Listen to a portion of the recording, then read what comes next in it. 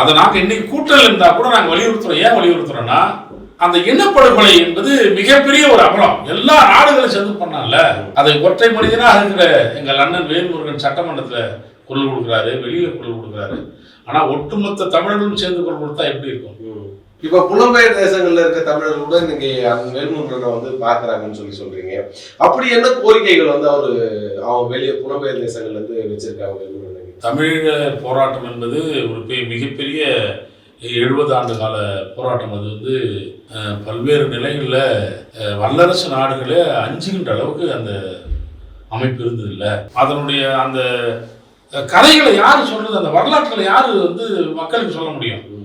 நாங்கள் தான் நேற்று கூட தோழர் மகேந்திரன் சொல்றாரு அவருடைய கருத்தியல் உரையில, முத்தமிழன் என்ற பேர் சரியானது அவருக்கு, நீங்கள் தான் இந்த தமிழீழ போராட்டத்தை குடிமக்கள் போராட்டம் மாற்றணுங்கிறார். அதை பேச வைக்கிறதே வேல்முருகன் தான்.